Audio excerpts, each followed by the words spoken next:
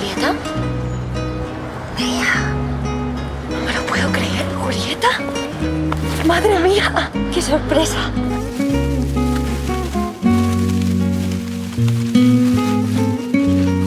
Antía ha elegido su propio camino y usted no forma parte de él. Te vas, te voy a dar mi vida. No veo a Antía ni sé nada de ella desde hace 12 años. Si no te vas, vas a saber que Siempre supe que había algo importante en tu vida que nunca compartiste vas conmigo. a tener lo que muy poca gente. Algo. Lo mejor que puedes hacer es quedarte en casa. Si te vas a pasar a lo de siempre. Julieta. Mucho amor. Querida Antía, voy a contarte todo lo que no tuve ocasión de contarte. Porque eras una niña. Porque me resultaba demasiado doloroso. O por simple pudor.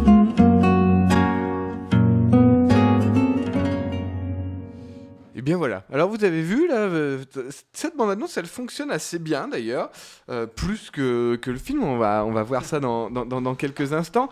Rolieta, le retour d'Almodovar. Alors d'ailleurs, c'est quelque chose qui nous a marqué.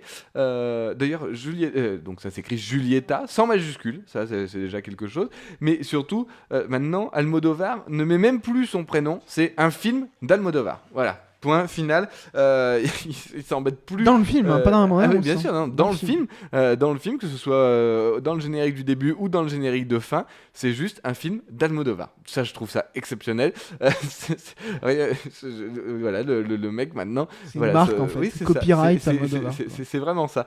Une affiche magnifique. Vous avez vu une petite bande-annonce, on s'est dit on va se laisser bercer, etc. Et puis le film n'est peut-être pas à la hauteur de ce qu'on pouvait attendre. En tout cas, on est allé le voir. Moi, j'en ai même un petit peu tombé les yeux à un moment donné. On va dire quand même avant de rentrer vraiment dans le film, on va dire qu'il y a une demi-heure du film qui est, ou même un peu plus d'ailleurs, qui est vraiment inintéressante. Mais vraiment, qui n'apporte rien, qui a même dans les axes rien, voilà. Et puis le film bascule au moment, en même temps que le mari, que le bateau du mari bascule lui aussi. Et à partir de la mort du mari, là, ça devient intéressant, enfin. Là, on va vraiment suivre ces personnages-là. Et puis, Almodovar va peut-être aussi réussir à nous emmener, puisqu'il y a deux personnages, on est sur deux époques, à nous emmener sur cette histoire assez particulière. Alors, on est dans la petite musique d'Almodovar, faut pas se tromper. Tiens, Louis, est-ce que déjà on peut raconter l'histoire? Rolieta, je vous lis le synopsis officiel, qui a l'air très long, qui est normal. Rolieta s'apprête à quitter Madrid définitivement lorsque une rencontre fortuite avec Béa, l'amie d'enfance de sa fille Antía, la pousse à changer ses projets. Béa lui apprend qu'elle a croisé Antía une semaine plus tôt. Rolieta se met alors à nourrir l'espoir de retrouvailles avec sa fille, qu'elle n'a pas vue depuis des années, et décide de lui écrire tout ce qu'elle a gardé secret depuis toujours. Voilà, alors on n'a pas tout compris. Voilà, pour faire très simple, voilà, il y a une femme qui a une enfant. Le mari décède, et là elle va tourner dans une semi-folie. Et puis on va se rendre compte petit à petit qu'il y a eu plein de choses cachées dans cette famille. Et après des gros problèmes avec sa fille. Donc on va suivre ces personnages-là sur deux époques. Donc l'époque où Rolieta est jeune avec son enfant, et une époque où elle est beaucoup plus âgée, puisqu'elle a l'âge elle est même grand-mère d'ailleurs. Donc on est sur ces deux époques-là. Les actrices jouent assez bien, en tout cas, que ce soit la tristesse, la joie, elles sont très présentes à l'écran. C'est un vrai film de femme. puisque il y a deux hommes finalement dans le film, un qui est toujours un petit peu en retrait et l'autre qui décède au milieu du film. Donc finalement ça va très vite. Alors on n'est pas dans un film où on démarre jeune avec l'actrice et on continue au fur et à mesure. Non, là on est dans un film où on démarre avec l'actrice vieille, on sait pas trop ce qu'elle est en train de faire, et on va partir sur des sortes de longs flashbacks qui sont très très bien amenés d'ailleurs. Bon, il y a un truc un petit peu gros à un moment donné quand on lui sèche les cheveux et qu'on s'attend à que ce soit la jeune, et en fait c'est la vieille. Ça c'est pas terrible, mais enfin c'est pas terrible.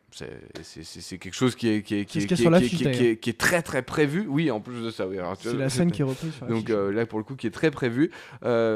Donc on se retrouve donc dans ce film où moi, ce que j'ai trouvé intéressant dans ce film, c'est que on ne sait jamais où est-ce que ça va nous amener. C'est-à-dire qu'on est tout le temps en retard sur tout, un petit peu comme le personnage principal, mais encore plus parce qu'elle connaît au moins son passé, nous on le connaît pas, donc on apprend ça au fur et à mesure, on se dit ah mais d'accord, est-ce qu'elle est folle, est-ce que non, mais qui est-ce que c'est vraiment, donc il faut vraiment que le spectateur fasse tout un cheminement intellectuel pour essayer de remettre tous les morceaux de ce puzzle. Parce que finalement, c'est un grand puzzle qu'Almodovar nous donne. Donc, on vous l'a dit, avec une entrée de film qui est vraiment extrêmement longue, mais vraiment extrêmement longue.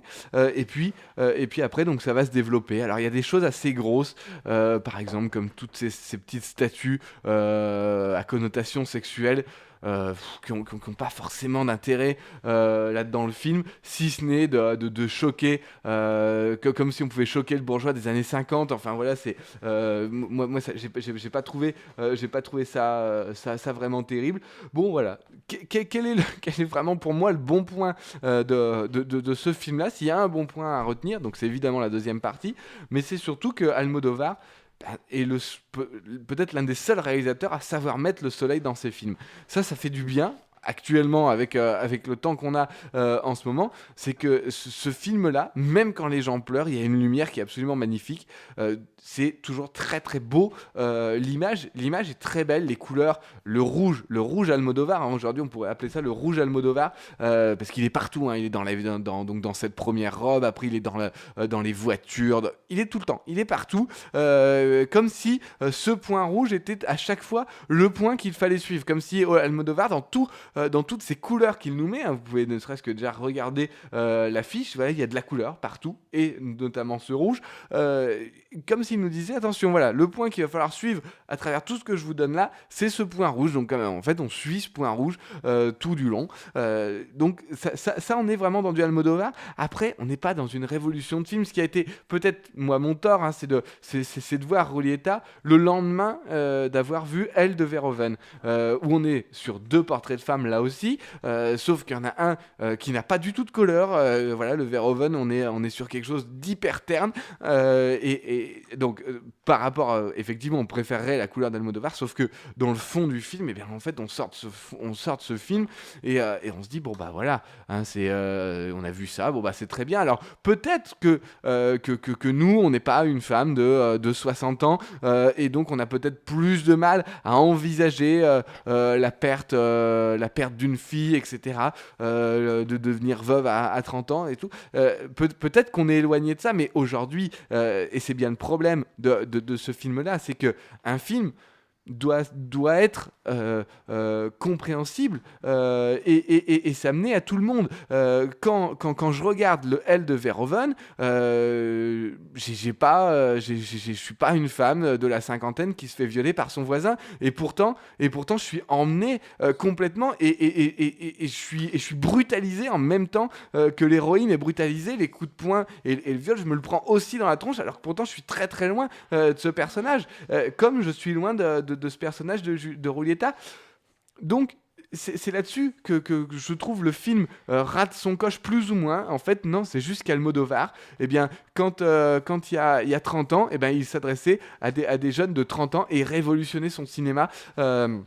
grâce à ça, en amenant une vitalité là-dedans. Et en fait, Almodovar ne fait que suivre son public. Et son public aujourd'hui, et c'est bien là le problème, c'est qu'on n'est plus sur des gens de 55, 60 ans qui suivent ça, qui ont suivi Almodovar, comme nous, on peut suivre aussi Woody Allen. Sauf que Woody Allen a su à chaque fois se renouveler. Almodovar, moi j'ai bien l'impression, hélas, après le très bon El Piel que Habito, où là on pouvait se dire ça y est, c'est reparti, le très mauvais film dans l'avion, les très bons films que Almodovar produit, comme Les Nouveaux Sauvages, qui est pour vraiment la perle de l'année dernière, et bien non, là on retombe sur quelque chose qui est très très bien. En fait, moi j'ai l'impression pratiquement de voir le film que tu regardes avec tes parents et ta mère est trop heureuse de regarder ce film, quoi. Et bien voilà, c'est ça. Et là, c'est pas du jeunisme du tout qu'on est en train de faire, mais très loin de ça, parce qu'on vous le dit, voilà, le Hell de Verhoeven est le chef-d'œuvre actuel. Allez voir le Hell de Verhoeven, alors que là, et bien voilà, on regarde ce film-là. Peut-être qu'un dimanche soir en famille, c'est vraiment le film en famille. On regarde ça. Oh là là, il y a un petit peu de sexe. Il y a les bons sentiments. Il y a tout un tas de petites choses qui font que le film, on le déteste pas. Franchement, moi, je le déteste pas. On est dans un univers qui est très sympathique. On est dans une petite musique, il fait beau. Tout le monde est joli. On y est bien dans ce film-là, sauf que finalement, on y éprouve assez peu d'intérêt et on ressort de là, non seulement parce qu'on s'est pris un PV pendant le film, mais en plus de ça, donc ça, je peux vous dire que ça vous rajoute ça par-dessus, mais finalement, on a vu un film très ensoleillé, on ressort de la salle, il fait gris, il pleut, et bien en fait, c'est le sentiment qu'on a eu en regardant ce film-là, c'est-à-dire d'être sur quelque chose qui nous a pas révolutionné. Il y a quelques scènes qui sont heureusement très bien. Sur la deuxième partie, moi j'ai trouvé la deuxième partie assez intéressante. Dans la construction des personnages, elle est même très intéressante. Mais voilà, on sort de là. Ça sera un film qu'on oubliera assez rapidement. C'est bien dommage parce qu'on attendait beaucoup, surtout avec une affiche comme ça. On vous parle souvent des affiches ici parce que c'est le premier regard qu'un spectateur va avoir avec un film. Là, on était sur une très très belle affiche, sur quelque chose qui fonctionnait parfaitement. C'est bien dommage qu'on n'ait pas réussi à rentrer totalement dedans, mais c'est même pas rentré, c'est juste que Almodovar ne nous propose pas quelque chose d'extravagant comme il a pu le faire il y a quelques années, mais ne serait-ce qu'avec El Piel que Habito. C'est pour moi, c'est vraiment une grosse déception de la semaine. Louis, qu'est-ce que t'en penses, toi? Quand on sort de la salle après avoir vu Rolieta, on se dit un de plus. Voilà, on se dit un Almodovar de plus. C'est un film de croisière. C'est un film sans aucune prise de risque, sans aucun audace, à aucun moment.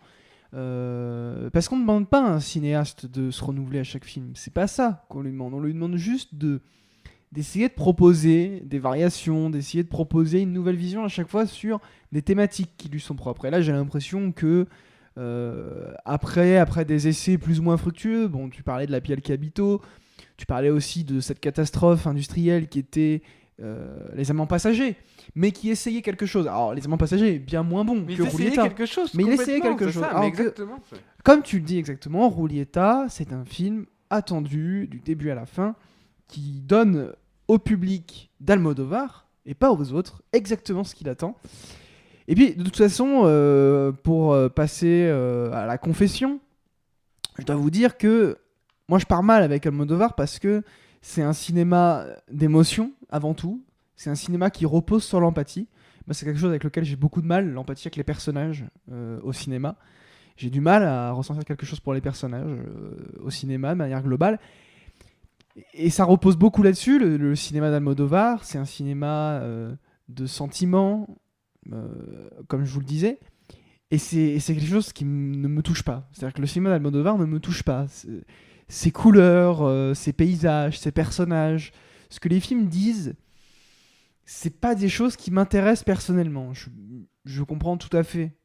Je comprends pas, mais j'arrive à cerner les enjeux de ces films, j'arrive à cerner ce que ça peut dire. Je trouve ça très beau, je trouve ça très fort, très réussi la plupart du temps. Tout sur ma mère, c'est un film qui me laisse totalement différent, mais je pense que c'est un grand film, vraiment. Mais là, en l'occurrence, pour Rolieta, je trouve ça assez unidimensionnel, je trouve ça assez plat. Et vraiment, ce qui me pose problème, c'est que j'ai l'impression qu'Almodovar fait... Alors, je veux pas faire un procès d'intention, mais J'ai l'impression qu'Almodovar fait le film en disant bah oui, bah les gros titres diront c'est mon retour au portrait de femme. Mais effectivement, c'est ce qui a été dit tout de suite. Je trouve que c'est un film un petit peu, mais une fois de plus, c'est plus un procès d'intention qu'une vraie critique du film, parce que je vous dis, le film m'a pas touché, et j'ai quasiment rien à en dire à part que je me suis vraiment fait chier sec. Mais je crois vraiment que le film a été fait avec beaucoup de fainéantise, avec beaucoup de facilité. Le film est très beau visuellement. J'ai pas le nom sous les yeux, mais un grand bravo au chef opérateur. En tout cas, non, honnêtement, comme toujours, chez Almodovar, la mise en scène est très subtile, très élégante. C'est très beau. On a vraiment un plaisir fou à voir ces personnages évoluer dans ces décors. Je parle purement plastiquement là. Les personnages, moi personnellement je m'en fous de les voir, hein. Je les trouve inintéressants parce que justement c'est des personnages d'Almodovar, mais comme on les voit depuis 30 ans. C'est-à-dire que c'est la mère en souffrance de face au bel amant parfait, mais évidemment qui se tue en mer parce qu'il est imprudent, parce qu'il est un peu foufou, parce qu'il est un peu aventureux, etc. C'est une recette qui ne marche plus que sur les mémères de 60 ans, comme tu le dis. Et ça me pose un peu problème que le cinéaste de la jeunesse, de la vivacité, de l'Espagne un petit peu bouillonnante des années 70, parce qu'Almodovar c'est les années 70, 80 et même 90 et même 2000. Enfin, il a toujours réussi à prendre le virage. Je trouve que c'est un film un peu vieillissant, à l'image du Cannes de cette année, c'est-à-dire beaucoup d'auteurs qu'on aime voir, mais des auteurs qui n'arrivent pas à se renouveler, des auteurs qui ne se réinventent pas, des auteurs qui se reposent un petit peu sur leur laurier. Bon, je suis désolé, c'était plus un mécontentement d'auteur plus qu'une critique du film. Malheureusement, c'est un petit peu ce qu'est le film. C'est un film d'auteur au mauvais sens du terme, c'est-à-dire qu'on va voir le film uniquement parce qu'on va se dire qu'on va voir un Almodovar. Je trouve ça un peu dommage. En tout cas, sur Rolieta, il n'y a pas de plus-value, il n'y a pas de plus. C'est vraiment un film de croisière.